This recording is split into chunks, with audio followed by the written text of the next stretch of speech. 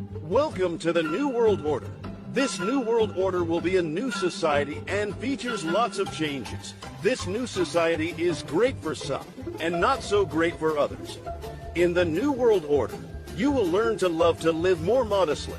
You do not need to own things when you can simply lease them from your loving government-approved companies. We will transform our current pollution-ridden cities to something much more beautiful, and you will love it. Life in the New World Order will be different. In this new perfect world, cash will be illegal. Everyone will be issued a certain amount of global credits, which will be the only way you can buy and sell in the new society. These digital financial credits will also be tied to your social credit scores. Your credit scores will become your digital footprint and will be used to control your travel, what you can buy, where you can live, your energy usage, medical excess. Everything you do will be in a government database. This is great.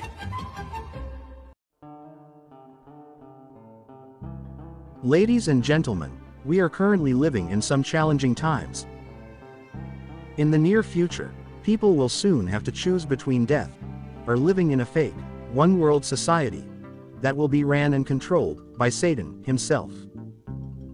The Jewish elites that runs the world we live in is using all of their available resources to make absolutely sure there is nowhere for any humans to survive independently, away from their one-world society. Think about it. They have been studying humans for centuries, conducting secret experiments, gathering information, and collecting data, so they know exactly how we humans think. And that's precisely why those evil Jewish elites are currently removing all real animals from nature, taking them from their natural habitats, to release the fake, artificial intelligence, replicas, to stand in their places. But why would they do that? The reason is simple. It's so humans can't survive independently, away from the New World Order system, using real animals as nourishment, making humans desperate enough to receive the mark of the beast.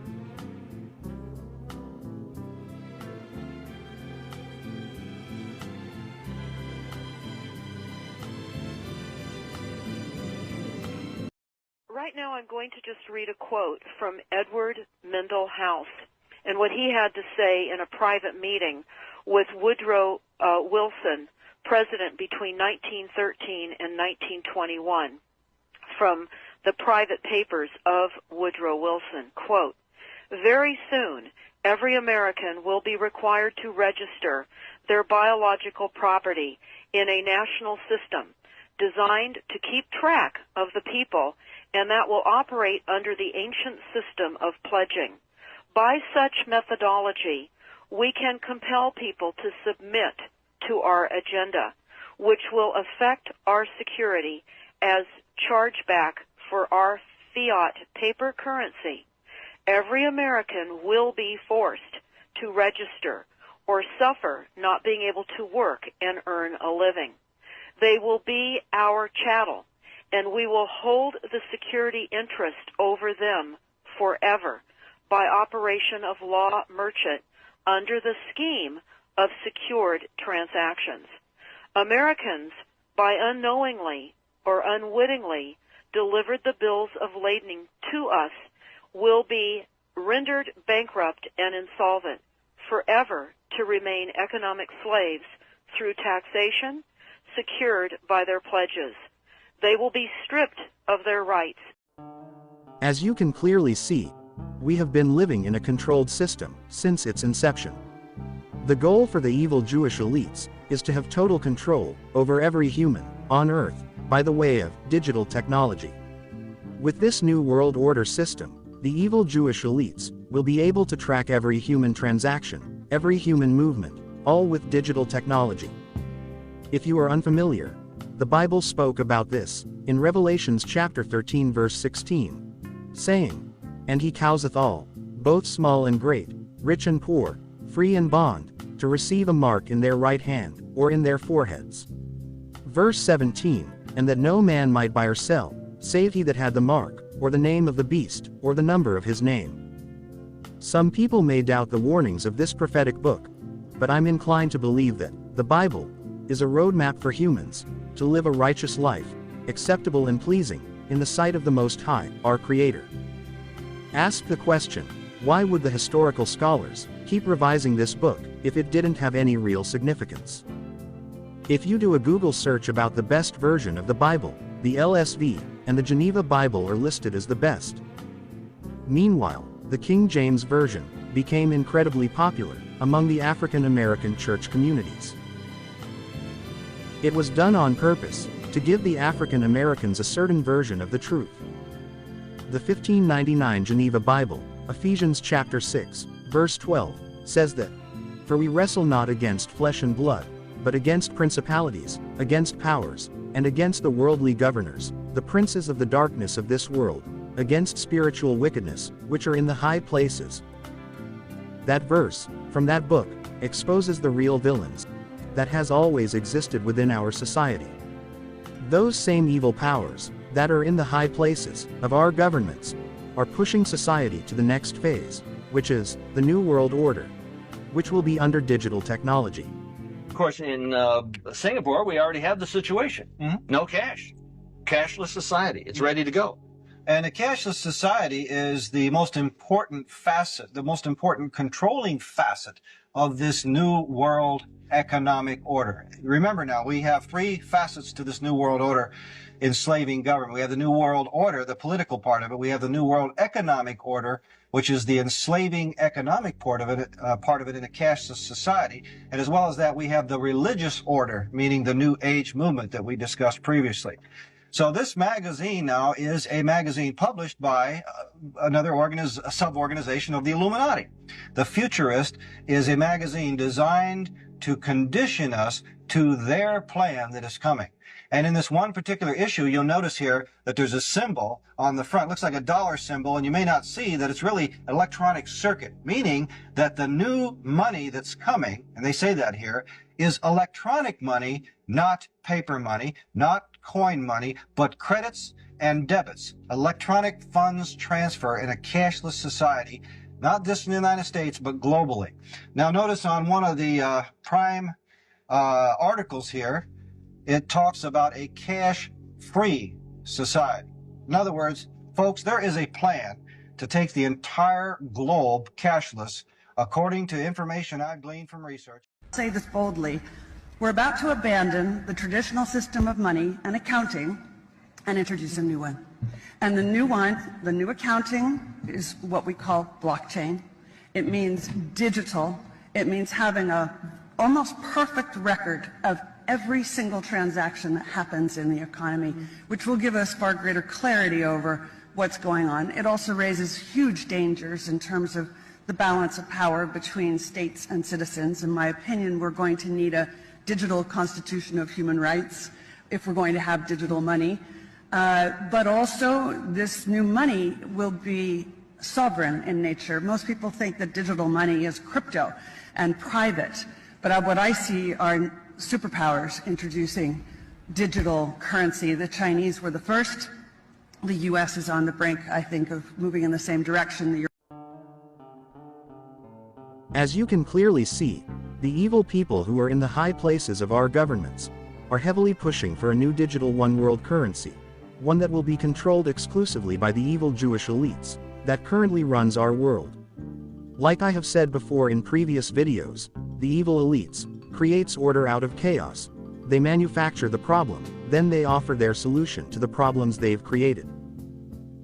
As of 2025, we are currently experiencing flaws within their dollar system, which they have purposely created for control over the masses. And now that we are finding out how corrupt the old system is, the demand is increasing for a better one to emerge. Before the new system is put into place, it has to be thoroughly tested to ensure that they have total control over the new currency, which is exactly what we are seeing now.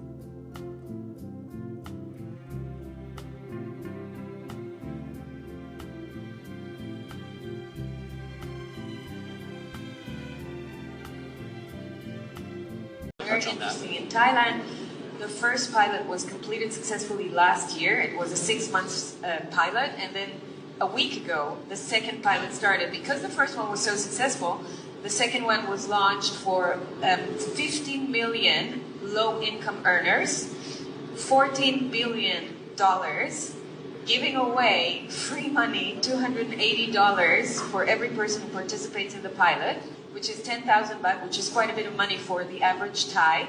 With that money, they can use it, they program the money, so they can use it to buy groceries and essential things. They cannot use it to buy fuel, tobacco, alcohol. They can use it in 4 kilometers radius from their house. The official excuse is that we want to stimulate the economy, the local community and the economy. And there's an expiry date of 6 months on the money. And everyone that participates in this pilot program has to be registered in the taxation system of the state, and many of the Thai people are not. And this is 50 million people. They onboarded a lot of millions already. It's going very fast. It's going pretty well. I'm following it. It doesn't look good. Two things that are happening in parallel to the launch of that second pilot, which is huge, is the rollout of a digital ID in Thailand, and the second one is carbon climate taxing. They're both going out in parallel. They have some linkage between them, because if you want to be part of the CBDC pilot, you do have to have a digital ID. It's linking to that system. And with the carbon, the climate stuff, you can see that you may be throttled if you reach some quotas in terms of your climate-related expenses. In the last clip, the lady explained how the people of Thailand are already experiencing the New World Order system. They tell the people of Thailand how they can spend their money, and what they can use the money for. Once again, they are showing us exactly how free we are. We are becoming slaves in a digital world, where all transactions will be tracked and monitored. People around the world will soon have to accept the digital identification, which is an electronic version of a physical ID, like a driver's license or a passport that can be used to verify a person's identity online.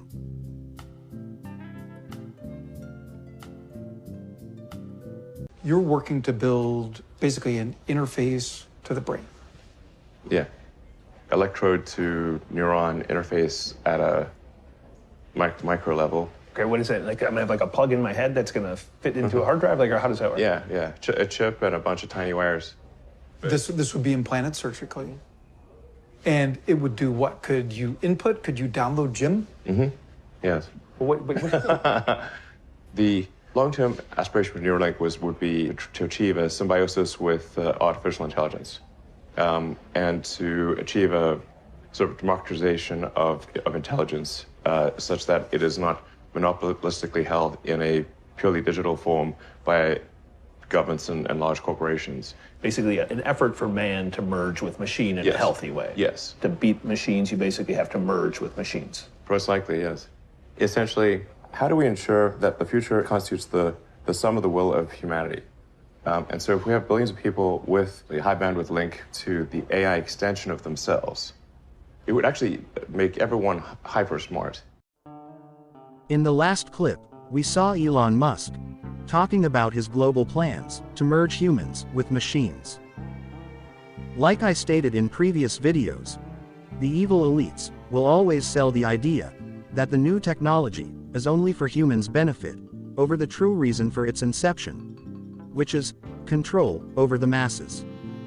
The evil Jewish elites only tell the masses about their plans because they need the majority of the masses' consent before they can carry out any of their plans on earth.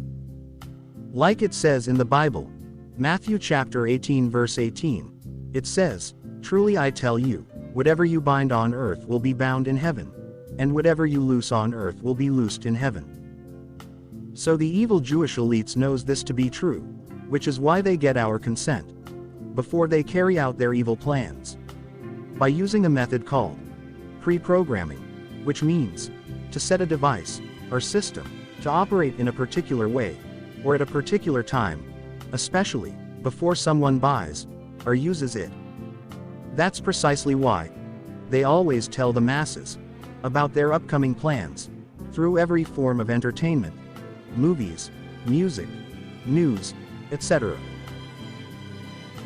I'm basically saying The evil Jewish elites uses our free will, through pre-programming, to establish a satanic kingdom on earth. So if you're wondering why the Most High allows these horrible things, it's simply because our free will allowed it to happen, and he won't tamper with decisions that was made with our free will. In Matthew chapter 24, verse 13, it says, "But the one who endures to the end will be saved." Meaning, those who believe in the Bible and live by it daily must continue to do so, even until death.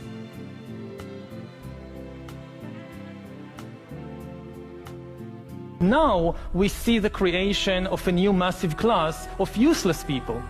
As computers become better and better in more and more fields, there is a distinct possibility that computers will outperform us in most tasks and will make humans redundant. And then the big political and economic question of the 21st century will be, what do we need humans for? Or at least, what do we need so many humans for? Do you have an answer in the book? At present, the best guess we have is keep them happy with drugs and computer games. The energy on average for each service and the CO2 being put out per unit of energy. So let's look at each one of these and see how we can get this down to zero. Probably one of these numbers is going to have to get pretty near to zero.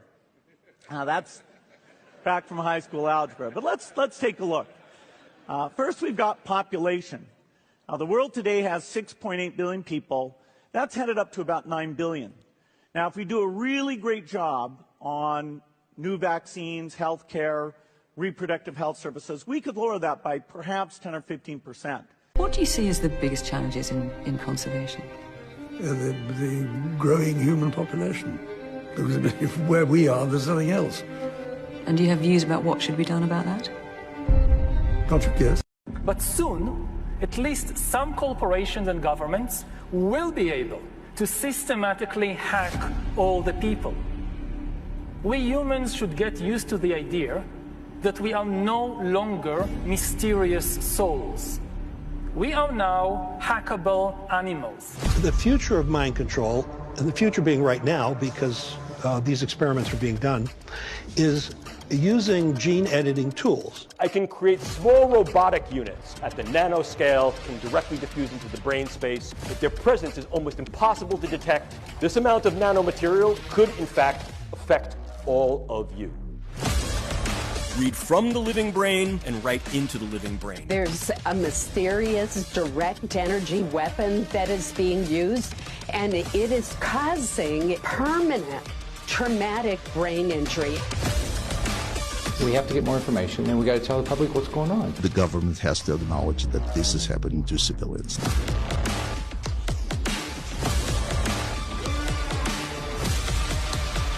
It's almost that science fact seems stranger than fiction. We can send instructions and information to an actual person from a distance with this kind of technology to let another person control their actions. But that could be something that could be malicious. Of reducing population growth, that's this big benefit. The key thing you can do to reduce population growth is actually improve health. In the developed countries, the big winners are countries that have shrinking populations. I would like to reduce the number of people on the planet because there's too many of us. When we invest in clean energy and electric vehicles and reduce population, Wait. What the? More of our children can breathe clean air and drink clean water. Now, the world today has 6.8 billion people. That's headed up to about 9 billion. Now, if we do a really great job on new vaccines, health care, reproductive health services, we could lower that. We're taking things that are, genetically modified organisms, and we're injecting them in little kids' arms. We just shoot them right into the vein. What the? So in the next 5 to 10 years, for the next pandemic, we'll solve all those problems. You say the next pandemic, there will be another pandemic. Absolutely. We don't know when. History teaches us that the next pandemic is a matter of when, not if. We know what's next. We're going to have another major coronavirus pandemic before the end of this decade, before 2030. If we really want to prevent the next pandemic, And there will be one.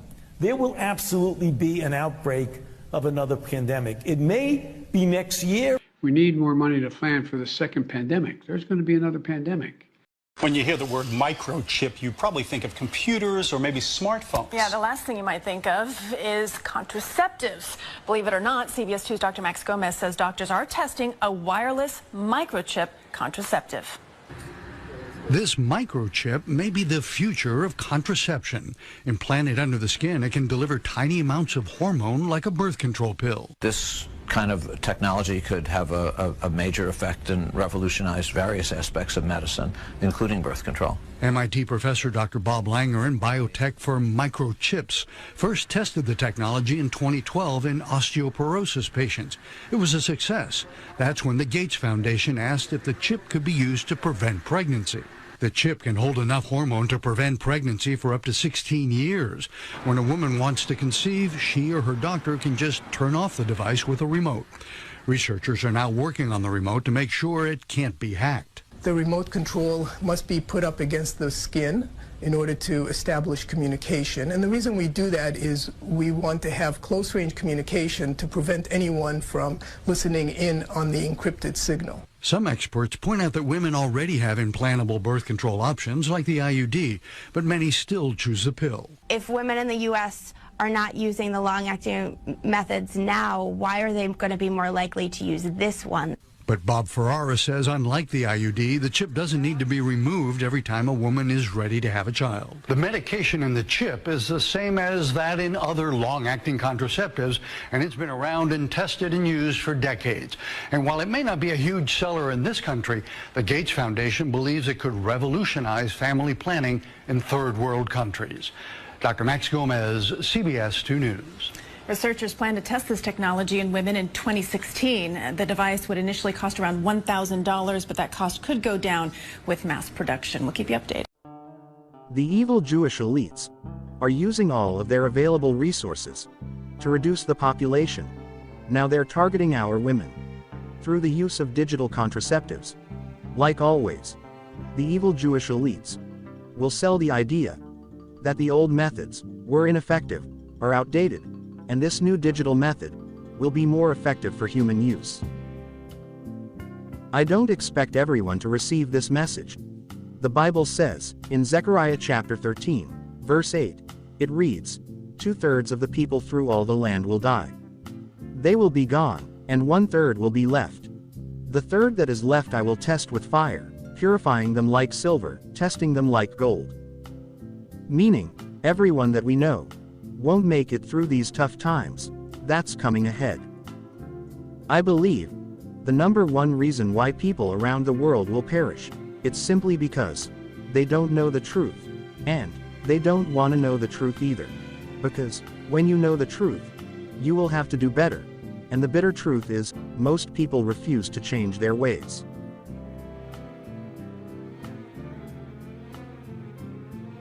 Did you see this thing that the Biden administration pushed through, this new martial law thing? Yeah. This is very disturbing. Jamie, please Google this so we can find out what the actual law states, but it's DOD Directive 5240.01, giving the Pentagon power for the first time in history to use lethal force to kill Americans on U.S. soil who protest government policies. What are they expecting? 5250.01, sounds right? Is that what it is? Sorry. Did I tell you what it is? I'm sorry. 5240.01. DOD Directive. This is from RFK Jr. Posted this on Twitter, and I'm finding out about it because people are blowing me up about it. That's fucking terrifying. That is a terrifying thing to push through for the first time in U.S. history, giving the military the ability to shoot and kill American citizens. That's crazy, too. It's interesting because, you know, with the Smith-Mundt Modernization Act and stuff like that, it's almost like they kind of, in a weird way, just make it legal what they're already doing. What is that, the Smith Modernization Act? The Smith-Mundt Modernization Act that Obama pushed through, which basically made it so it was legal for the U.S. government to use propaganda against its citizens, which they were already doing in different ways through CIA and all that stuff. So it sounds like we can legally do it. You can't sue us now. How crazy is it that it's legal to lie? How crazy is that? It's legal for the government to not just legally lie, but they can concoct completely fabricated stories just to push a narrative if they decide that it's in the best interest of national security or whatever. To just manipulate energy in your mind and